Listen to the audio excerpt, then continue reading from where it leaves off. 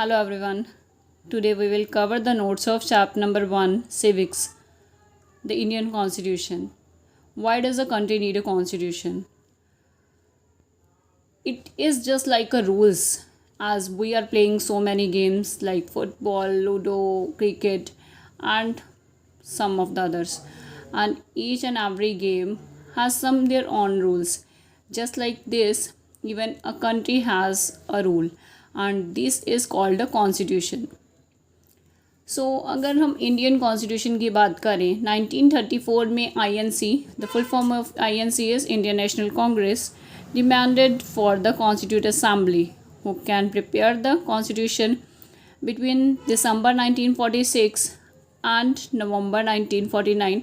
Constituent Assembly drafted constitution 1946 से नवंबर 1949 तक constitution assembly जो थी इन्होंने कॉन्स्टिट्यूशन बनाया हमारे इंडिपेंडेंट इंडिया के लिए, और लगभग इन्हें 2 साल 11 महीने और 18 दिन लगे।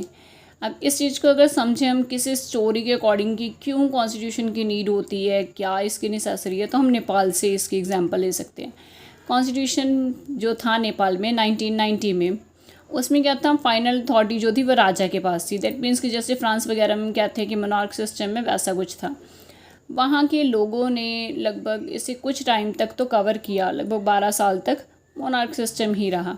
लेकिन एक ग्रुप ऑफ पीपल जो थे उन्होंने डेमोक्रेसी के लिए फ़ाइट शुरू की और फाइनली उन्होंने 2006 में इसे पा लिया, और इसे वर्क में आने में कुछ टाइम और लगा, और टोटली जब ये कॉन्स्टिट्यूशन तैयार होके फाइनली एक रूप ले चुका था तो वो था 2015, और 2015 में फाइनली नेपाल जो था उसको अपना नया कॉन्स्टिट्यूशन मिल गया। दैट मीन्स कि हम सिंपली इसके ज़रिए भी समझ सकते हैं कि कैसे नेपाल जो था 1990 में 12 साल तक मोनार्क सिस्टम के अंदर रहा। 2005-6 के बिटवीन किंग जो था वो हेड तो था गवर्नमेंट का, पर उससे 12 पॉइंट्स जो थे वो एग्रीमेंट पे साइन करवा लिए गए थे, जिसके अकॉर्डिंग अब उसको कुछ कॉन्स्टिट्यूशन के अकॉर्डिंग अपने रूल्स को चलाना था। 2008 में फाइनली डेमोक्रेसी मिल चुकी थी, लेकिन अब इस डेमोक्रेसी को वर्क में आने के लिए कुछ टाइम लगा, एंड फाइनली 2015 में फुल्ली डेमोक्रेटिक कंट्री बन गया नेपाल। कॉन्स्टिट्यूशन जो था ये हमें देता है क्या, एक राइट टू इक्वालिटी, पर कहीं से भी ये नहीं है कि अगर हमारे पास इक्वल राइट्स हैं तो जो लोग ज़्यादा हैं वो कम लोगों के ऊपर उन किसी भी तरह का कोई भेदभाव करेंगे। दैट मीन्स कि माइनर पीपल्स के लिए कुछ अलग से भी हमारे कॉन्स्टिट्यूशन में राइट्स हैं। की फीचर्स क्या हैं इंडियन कॉन्स्टिट्यूशन के, तो की फीचर्स इंडियन कॉन्स्टिट्यूशन के ये 5 पॉइंट्स हैं जो कि अक्सर 5 मार्क्स में आते हैं।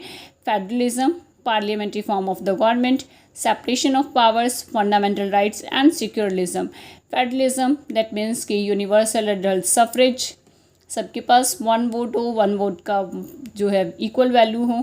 Parliamentary form of the government that means कि लॉ बनाने का काम जो है वो पार्लियामेंट में होगा, जहाँ पे लोकसभा और राज्यसभा 2 पार्ट्स में डिवाइडेड होगी। पावर्स जो हैं वो सेपरेट की जाएंगी, दैट मीन्स कि सेंट्रल एंड स्टेट लेवल पे अलग अलग लोगों के पास अलग अलग अपॉर्चुनिटीज़ होंगी एंड अलग अलग रिस्पॉन्सिबिलिटी होगी। हमारे पास कुछ फंडामेंटल राइट्स होंगे जो कि इनके की फीचर्स में ही आते हैं। अब ये फंडामेंटल राइट्स जो थे अगेन इसे 6 पार्ट्स में डिवाइड किया गया। वैसे ये ऑलरेडी पहले 7 थे, जिनमें से कि एक जो था वो रिमूव कर दिया गया था, जो था right to property, important one है ये भी।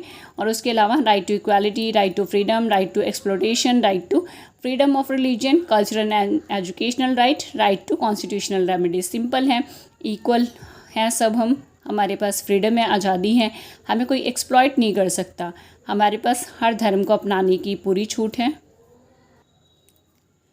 कल्चरल एंड एजुकेशनल राइट्स और उसके अलावा कॉन्स्टिट्यूशनल रेमेडीज़। अब नेक्स्ट की फीचर हमारा क्या है, नेक्स्ट की फीचर है हमारा सेक्युलरिज्म। दैट मीन्स कि इंडिया का अपना कोई धर्म नहीं है, उनके लिए सारे धर्म बराबर हैं। इसके बारे में हम ऑलरेडी पढ़ चुके हैं।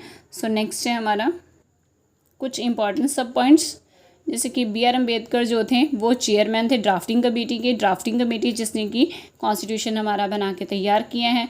सारे के सारे फंडामेंटल राइट्स या हमारे जो राइट्स हैं वो फंडामेंटल नहीं थे, दैट मीन्स कि उन्हें सुप्रीम कोर्ट के द्वारा प्रोटेक्शन नहीं मिली हुई थी। तो बाकी के जो हमारे राइट्स हैं वो DPSP में काउंट होते हैं, जिसकी की फुल फॉर्म है directive principle of state policy. हमारे फंडामेंटल राइट्स जो हैं इसको सुप्रीम कोर्ट के द्वारा प्रोटेक्शन दी गई है। दैट मीन्स कि अगर हमारे फंडामेंटल राइट्स को कोई हार्म कर रहा है तो हम डायरेक्टली सुप्रीम कोर्ट जाएंगे, उसके लिए हमें लोअर कोर्ट्स में जाने की कोई भी ज़रूरत नहीं है, और रिट के ज़रिए हम इसके खिलाफ केस कर सकते हैं, वो भी हमें सुप्रीम कोर्ट ने, हमारे कॉन्स्टिट्यूशन ने दे रखा है। होपफुली सबको ये नोट्स समझ आए होंगे। Thank you.